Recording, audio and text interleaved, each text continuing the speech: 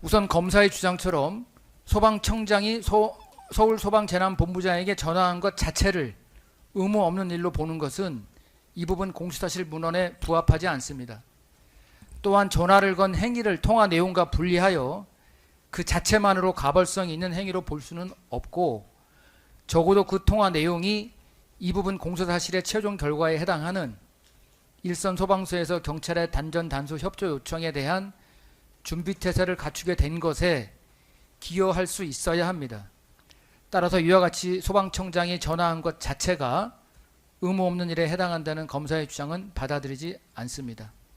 다만 소방청장이 서울소방재난본부장에게 전화한 것이 공소사실과 같이 특정 언론사 단전 단수에 대한 협조를 지시한 것으로 볼 수 있다면 이는 가벌성이 있는 행위가 될 수 있으므로 이하에서는 위 통화 내용이 특정 언론사 단전 단수에 대한 협조 지시를 한 것인지 여부에 대해서 보겠습니다.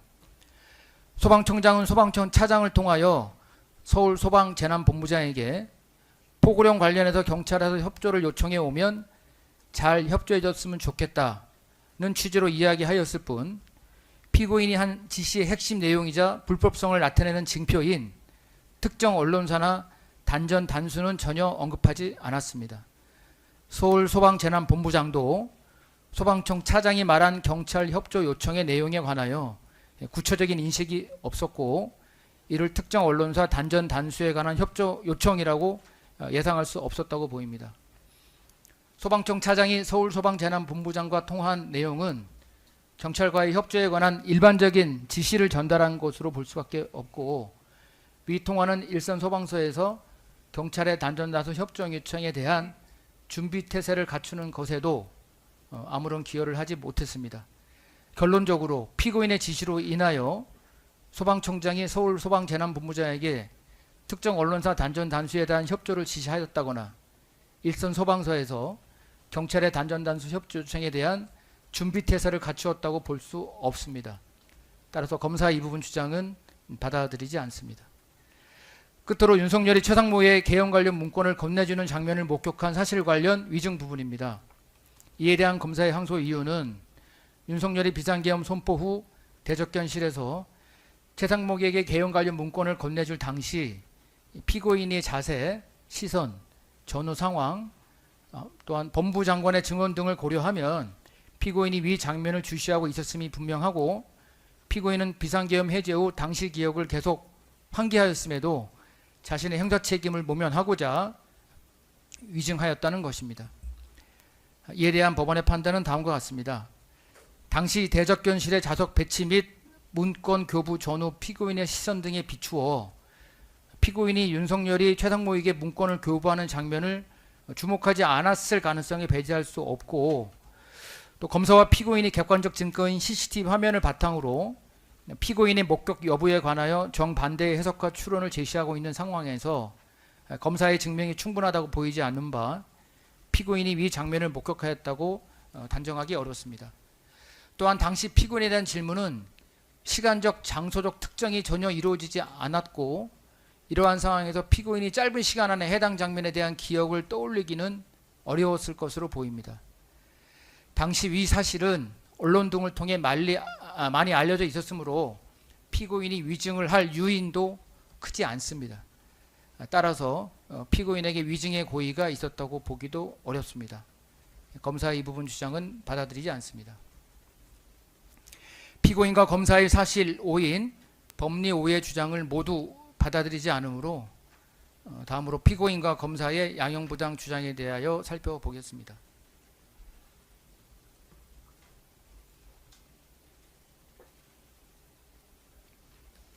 먼저 원심이 피고인에 대한 양형의 이유로 설시한 사정 중에서 피고인이 윤석열, 김용현 등의 내란 행위에 관하여 이 사건 비상계엄 선포일 이전에 이를 모의하거나 예비한 정황은 발견되지 않는 점, 피고인이 단선 단수 조치의 실행을 주도적으로 계획한 것으로 보이지 않는 점은 피고인에게 유리한 사정으로 참작될 수 있습니다.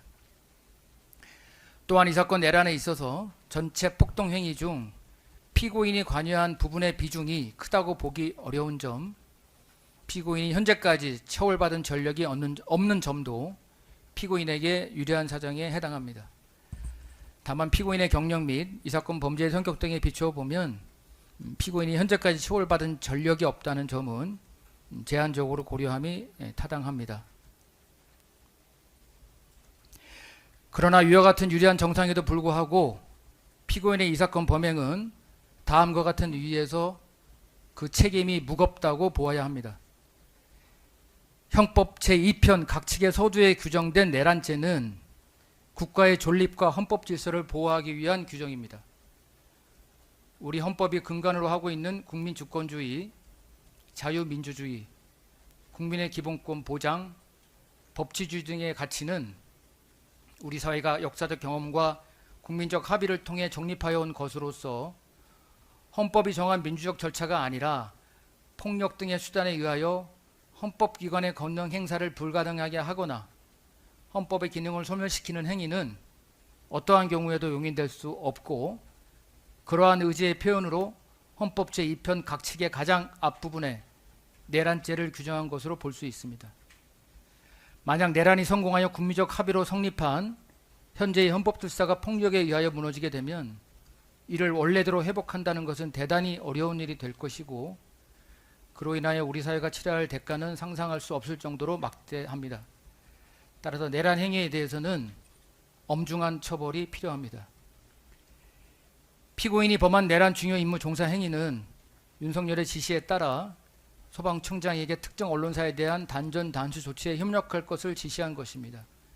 이는 언론 출판에 대한 허가 검열을 넘어 단전 단수를 통해 물리적으로 비상계엄의 비판적인 언론 보도를 불가능하게 할 뿐만 아니라 그곳에서 근무하고 있는 국민들의 생명 및 신체의 안전에 중대한 위해를 가하는 것으로서 합법적인 비상계엄 상황에서도 허용될 수 없는 위법한 행위에 해당합니다.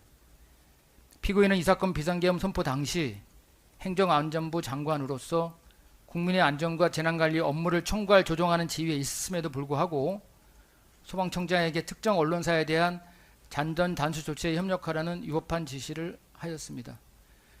국민의 안전과 재난관리를 책임지는 피고인의 지위에 비추어 피고인의 범행은 그 죄책이나 비난의 정도가 매우 무겁다고 보아야 합니다.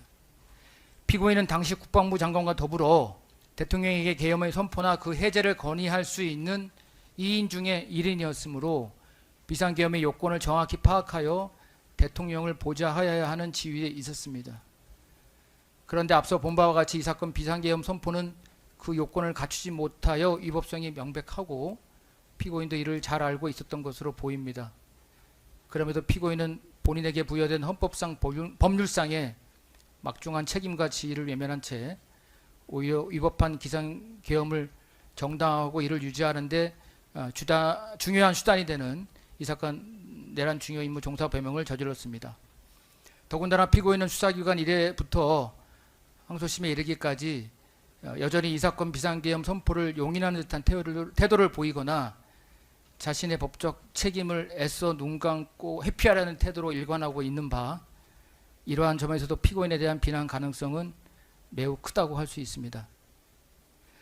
설령 피고인이 비상계엄에 반대하였거나 이를 적극 만류하였다고 하더라도 피고인은 이 사건 비상계엄 선포 특정 언론사 단전 단수에 대한 협조 지시를 이행할지 여부를 스스로 결정할 수 있는 지위와 권한, 그리고 시간이 있었음에도 결국 최후의 순간에는 위헌 위법한 지시에 따를 것을 스스로 선택하였다고 볼 수밖에 없으므로 그 책임의 정도를 달리 볼 수는 없습니다. 피고인이 내란 중임무 종사 범행을 이행하는 데 있어서 가장 핵심이 되는 것은 윤석열로부터 받은 지시를 소방청장에게 전하는 것이므로 이는 피고인의 적극적 능동적 행위를 필요로 하는 것이 아니었습니다. 따라서 피고인이 한 구체적 행위가 소방청장에 대한 전화 한 통이라는 사정만으로 그 위법성이 가볍다고 볼 수 없습니다. 또 결과적으로 특정 언론사에 대한 단전 단수 조치가 이루어지지는 않았지만 이는 비상계엄 선포가 당초보다 지연되고 예상보다 일찍 국회에서 비상계엄 해제 결의가 이루어졌으며 피고인 지시의 불법성을 인식한 소방청장, 소방청 차장이 그 불법성을 덜어내고 우회적으로 피고인의 지시를 전달한 것 등에 기인한 것이고 피고인의 의지나 의도가 반영된 것이 아니므로 이를 온전히 피고인에게 유리한 정상으로 반영할 수 없습니다.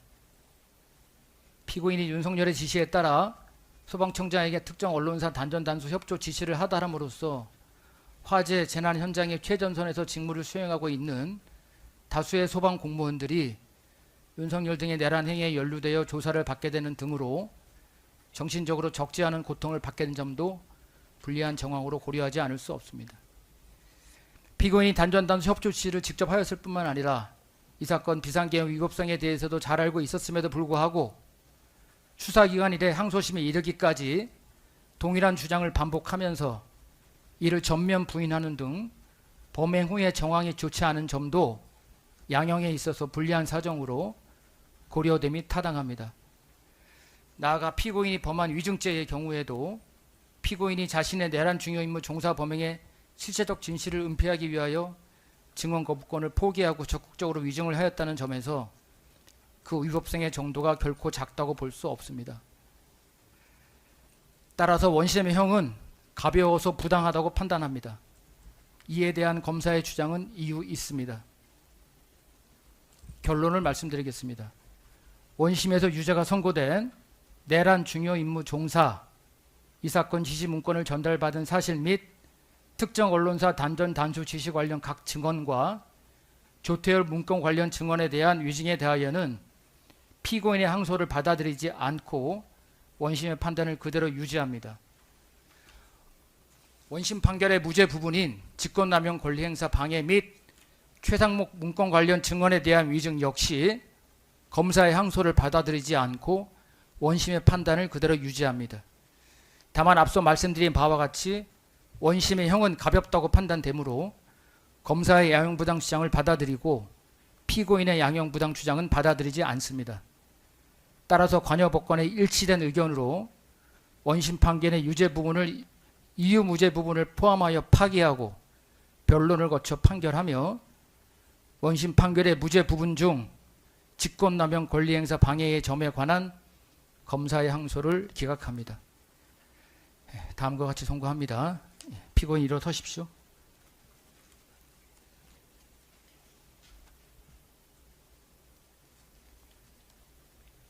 주문. 이유 무죄 부분을 포함하여 원심 판결의 유죄 부분을 파기한다. 피고인을 징역 9년에 처한다. 원심 판결의 무죄 부분 중 직권남용 권리행사 방해의 점에 관한 검사의 항소를 기각한다. 오늘 선고한 판결에 불복이 있으면 오늘부터 7일 이내에 대법원에 상고할 수 있고 상고장은 이 법원에 제출하여야 합니다. 구치소에 있는 동안은 구치소장에 제출하여도 됩니다.